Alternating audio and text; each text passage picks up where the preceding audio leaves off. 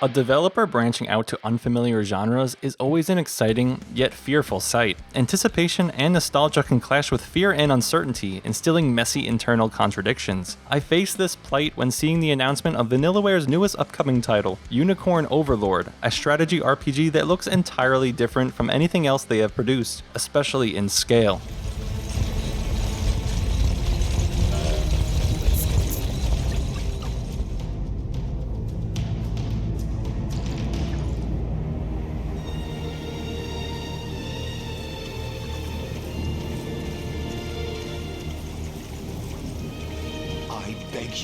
While the company is not exactly a complete stranger to strategy RPG components in some of their titles, as seen in the RTS elements of 13 Sentinels Aegis Rim and the gameplay loop of Grim Grimoire, their previous takes on the general applications of the genre were always compact and light in nature, never approaching the level of Goliath like Fire Emblem. Summatively, my concern was rooted in whether they were biting off more than they could chew while expanding their horizons. However, after playing roughly for hours of Unicorn Overlord, those fears I had mostly vanished, thanks to these opening hours clearly illustrating confidence in this outing's gameplay design, setting, and cast. Unicorn Overlord opens within the land of Fevrith, a 5-nation continent that has become collectively subjugated by a betrayer from the kingdom of Cornea. Alon's mother, the Queen, leaves her son to be raised by her trusted knight as she attempts to fend off the threat. Then, a time skip occurs, showcasing a grown and capable Elaine confronting the forces led by the continent's tyrannical ruler as the lender of the Liberation Army. Without delving into the particulars of the story events and characters, or character scenes, Unicorn Overlord is honestly far more character-driven than I expected. Of course, the gameplay is first and foremost here, but the many relationships between the cast take center stage intermittently, bolstered by everyone's vastly different backgrounds. Into war.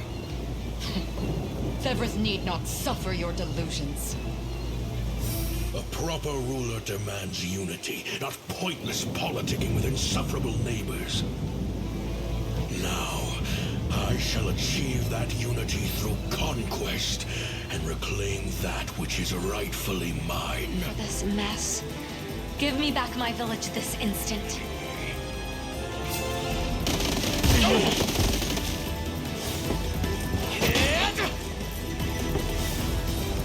Go on then. Don't mock me!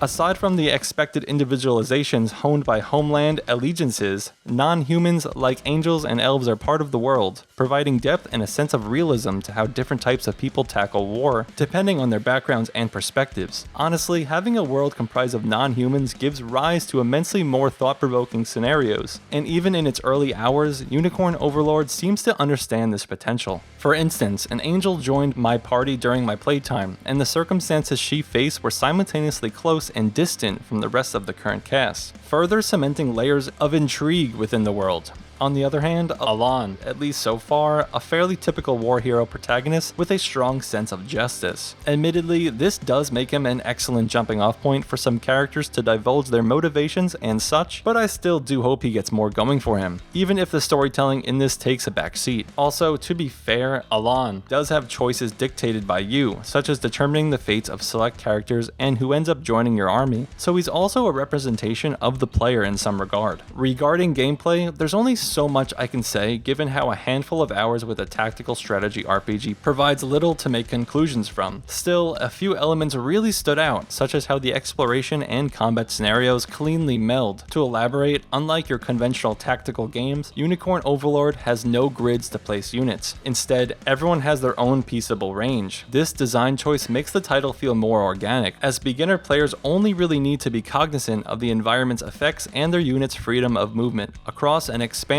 with no tile counting needed. I'm sure the later missions and higher difficulty levels will add considerably more to this process, yet Unicorn Overlord undoubtedly managed to introduce newcomers to the genre without compromising on pacing too severely. Exploring the continent is another facet I found myself quickly falling in love with, as the same areas in which you battle are also where you travel on foot, alongside fighting hidden items strewn about the locales. Seeing how cities and roads are connected firsthand adds to the organicness that makes the continent and the strife it denizens face come across as more believable than it otherwise would be had the missions just be selectable from a map. In the realm of combat, typical tactical traits are employed here, like countless class types with benefits and disadvantages, as well as promotions that enhance particular attributes. So far, nothing about combat setup and the like has made lasting impressions, but once again, this type of game communicates itself more profoundly in its later stages. After a mere few hours, Unicorn Overlord drew me in, thanks to its vast cast and entertaining banter, coupled with approachable gameplay systems that seems like they can really open up in planning and complexity. Further, the gorgeous quintessential Vanillaware presentation only makes this adventure more inviting. While there's plenty to ponder ahead of its full release, Unicorn Overlord looks to be a smash hit if its characters maintain their staying power and the combat follows suit in a similar level of strength. Unicorn Overlord will launch on March 8th, 2024 for PlayStation 4, PlayStation 5, Xbox Series X and S, and Nintendo Switch.